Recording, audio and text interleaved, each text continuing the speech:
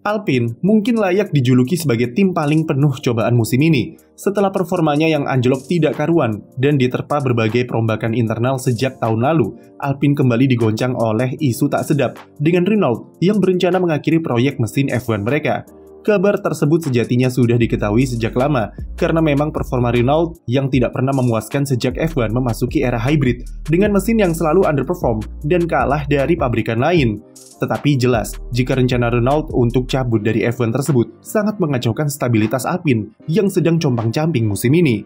Di GP Belgia, Alpine juga lagi-lagi alami perubahan internal, di mana Bruno Famin mengundurkan diri dari jabatan tim prinsipal.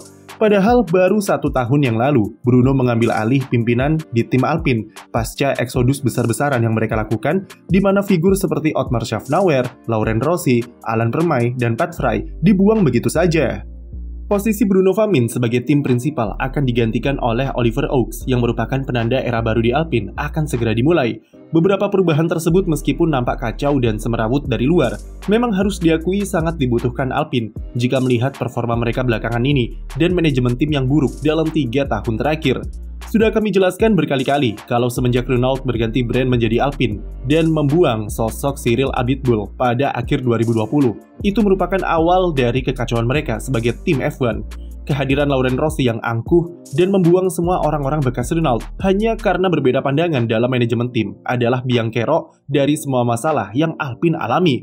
Belum lagi sosok CEO dari Renault, Luca De Meo, yang hobi sekali campur tangan ke dalam urusan tim dan merusak semua planning yang sudah direncanakan, membuat stabilitas internal tim semakin buruk.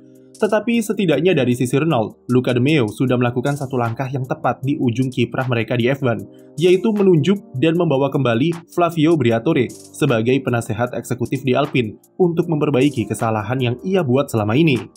Flavio Briatore tentu bukanlah sosok yang asing, karena dialah yang membawa tim Enstone ke puncak kejayaan dengan gelar juara dunia yang ia persembahkan bersama Benetton dan Renault dulu. Kembalinya Briatore bermaksud untuk mengevaluasi apa saja yang perlu diperbaiki dan dirombak dari struktur manajemen tim yang jadi masalah di balik performa mereka yang tak kunjung membaik. Mental mediocre dan kurang agresifnya pergerakan politik Alpine menjadi prioritas utama bagi pria berusia 74 tahun itu dalam perbaikan internal tim. Seperti yang kita tahu, Briatore sangat ahli dalam urusan manajemen tim dengan gaya kepemimpinannya yang tanpa kompromi dan eksentrik. Penunjukan Oliver Oaks sebagai tim prinsipal yang baru adalah gerbang pertama dari gebrakan yang dilakukan oleh Briatore di Alpine. Oli Oaks merupakan pendiri dari tim High-Tech GP yang saat ini berlaga di ajang Formula 2 dan Formula 3 serta kategori balapan junior lainnya. Dulu sebelum terjun ke dunia manajemen balapan, Oliver Oaks merupakan pembalap wonderkid dengan gelar juara dunianya semasa di karting dan sempat menjadi bagian dari Red Bull Junior di awal karirnya di Formula Single Seater. Namun kiprahnya di dunia balap berhenti di ajang GP3 karena underperform dan beralih ke dunia manajemen dan mendirikan High-Tech GP pada 2015 silam. High-Tech GP sampai sekarang tergolong cukup sukses dengan mengantarkan beberapa pembalapnya untuk menang balapan di F2 seperti Liam Lawson, Juri Vips, Nikita Mazepin, Jack Crawford, dan yang terbaru adalah Paul Aron. Bahkan Mazepin adalah alumnus High-Tech pertama yang berhasil tembus sampai F1 berkat koneksi mereka dengan keluarganya. Merekrut Oliver Oaks jelas memiliki tujuan jangka panjang jika dilihat dari usianya yang masih muda. Oaks adalah tim prinsipal termuda kedua setelah Christian Horner dulu di Red Bull, di mana usianya saat ini masih 36 tahun. Dengan pengalamannya mengurus tim high-tech yang berlaga di berbagai kompetisi dengan pembalap-pembalap yang beragam, serta komposisi tim yang berbeda-beda, ini diharapkan bisa membuatnya tahu bagaimana cara menyatukan Alpine kembali dalam satu tujuan. Target awal Oaks di Alpine tidak muluk-muluk, yaitu sesederhana membuat internal di tim bekerja secara harmonis dan dalam satu arah yang sama.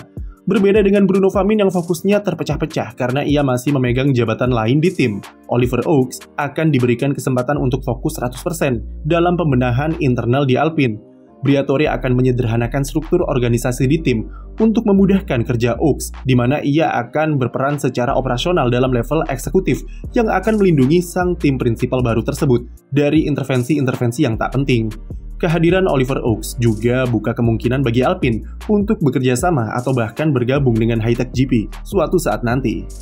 Sebelum ini tentu kita ingat jika Oaks bersama Hitech GP punya keinginan untuk menjadi tim baru di F1, namun mereka kalah dari Andretti di proses seleksi oleh FIA. Dengan Oliver yang masih menjabat sebagai direktur di Hitech, bukan tak mungkin keduanya akan bergabung dalam waktu dekat.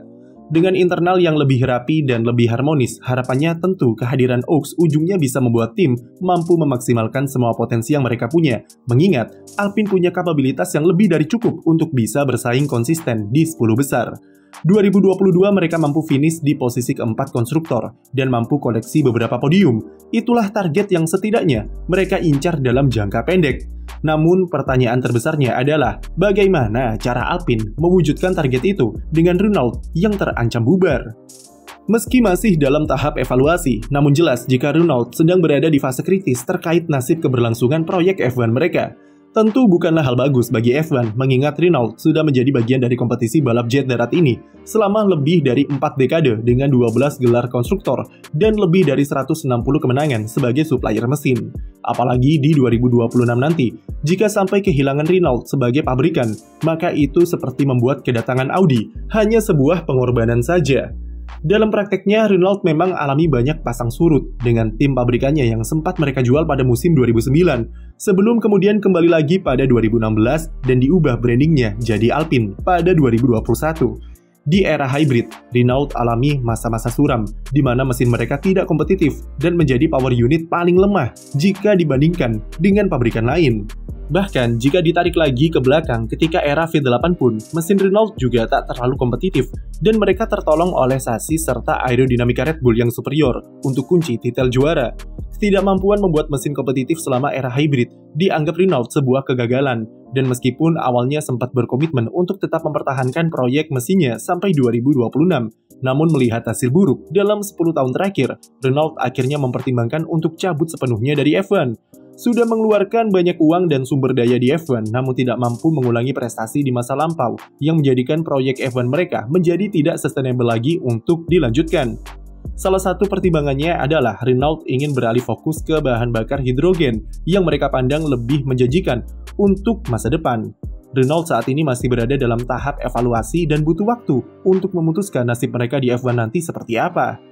Yang jelas dari sisi internal, rencana Renault untuk cabut dari F1 ini tidak disambut baik oleh karyawan dan staf dari divisi mesin mereka di Viry-Châtillon. Mereka menganggap Renault sudah mengkhianati kerja keras tim yang sudah membuat prototipe mesin 2026 dan tidak menunggu sampai pengetesan perdana mesinnya untuk menentukan masa depan proyek F1-nya.